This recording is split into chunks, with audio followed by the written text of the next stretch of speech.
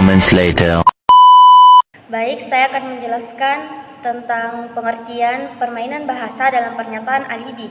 Nah, menurut Kamus Besar Bahasa Indonesia, permainan adalah sesuatu yang digunakan untuk bermain, barang atau sesuatu yang dipermainkan, mainan, hal bermain, dan perbuatan bermain.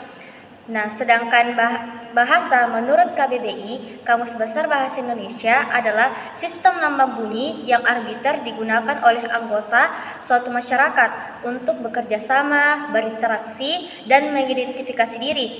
Nah, bahasa juga merupakan percakapan yang baik, tingkah laku yang baik, maupun sopan santun. Nah, dapat disimpulkan bahwa permainan bahasa merupakan media yang berfungsi untuk melatih keterampilan dalam bidang kebahasaan, contohnya dalam menyimak, berbicara, membaca, dan menulis. Sedangkan alibi menurut KBBI, Kamus Besar Bahasa Indonesia, adalah bukti yang menegaskan bahwa seseorang berada di tempat lain saat peristiwa atau tindak pidana terjadi. Contohnya dalam suatu kasus, di suatu persidangan, hakim harus mendengar dan memperhatikan seluruh keterangan dari terdakwa tersebut, karena disitulah dilihat apakah itu berupa penyangkalan, pengakuan sebagai dari apa yang telah diperbuatnya. Dalam kasus ini, penyangkalan terdakwa dalam bentuk alibi dapat dinyatakan sebagai alat bukti dari terdakwa tersebut yang sah menurut undang-undang. Jadi, permainan bahasa dalam pernyataan alibi merupakan teknik yang digunakan untuk menyampaikan alasan atau suatu kejadian dengan cara yang kreatif dan cerdas. Dalam konteks ini, permainan bahasa dapat memanfaatkan berbagai macam teknik linguistik seperti kiasan, metafora, ironi, bahkan kalimat ambigu. Ada beberapa tips penggunaan bahasa dalam pernyataan alibi. Yang pertama, gunakan kata-kata tegas, yaitu pilih kata-kata yang tegas dan jelas untuk menyampaikan alasan atau keterangan mengenai keberadaan seseorang pada saat kejadian terjadi. Yang kedua, hindari ambigu, yaitu pastikan pernyataan alibi seseorang tidak ambigu dan membingungkan. Gunakan kalimat yang lugas dan langsung. Yang ketiga, sampaikan kronologi dengan jelas, yaitu jelaskan kronologi kegiatan atau keberadaan seseorang secara terperinci dan berurutan agar alibi seseorang terlihat kuat dan meyakinkan. Yang keempat, hindari emosi berlebihan, yaitu hindari menggunakan bahasa yang berlebihan dan Baik, saya akan menjelaskan kriteria alibi. Untuk suatu alibi menjadi efektif ialah ia harus memenuhi beberapa kriteria, yaitu pertama, keteraturan. Alibi harus konsisten dan tidak bertentangan dengan keterangan lainnya. Dan yang kedua ialah keterjaminan. Alibi harus dapat diverifikasi dan tidak dapat disangkal. Dan alibi ini memiliki bukti yang kuat. Dan yang ketiga ialah keterkaitan. Alibi harus memiliki keterkaitan dengan peristiwa yang terjadi. Dan adapun kelemahan alibi. Adapun alibi juga memiliki beberapa kelemahan, yaitu pertama, keterbatasan keterjaminan. Alibi dapat disangkal jika tidak dapat diverifikasi atau tidak memiliki bukti yang kuat. Yang kedua ialah keterbatasan keterkaitan. Alibi dapat tidak memiliki keterkaitan yang jelas dengan peristiwa yang terjadi.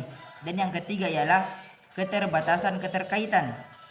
Alibi dapat tidak konsisten dengan keterkaitan dengan keterangan lainnya. Di sini saya akan menjabarkan tentang bagaimana alibi terbukti atau dibantah di pengadilan.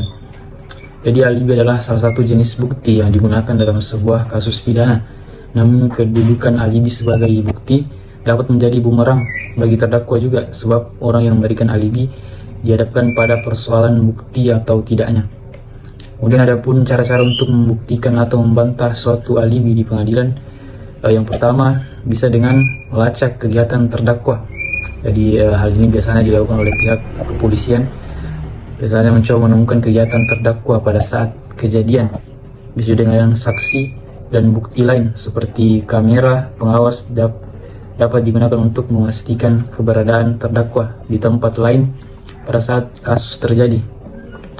Kemudian menggunakan bukti fisik seperti sidik jari, DNA atau jejak kaki yang dapat digunakan untuk membuktikan keberadaan terdakwa di tempat kejadian.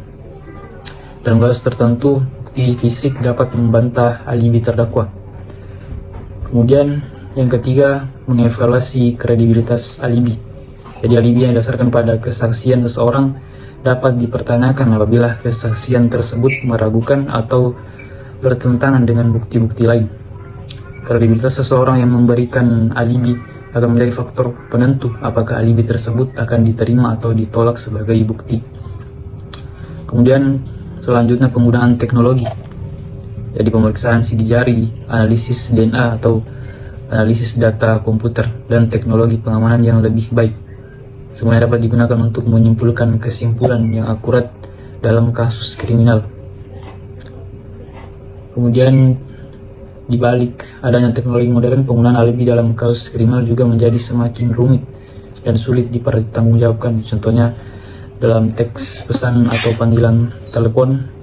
Dalam kebanyakan kasus, orang dapat memberikan alibi dengan menunjukkan bukti bahwa mereka sedang melakukan panggilan telepon atau bertukar pesan teks dengan seseorang pada saat kejadian terjadi. Namun teknologi ponsel yang semakin canggih membuat alibi semacam ini menjadi tidak valid.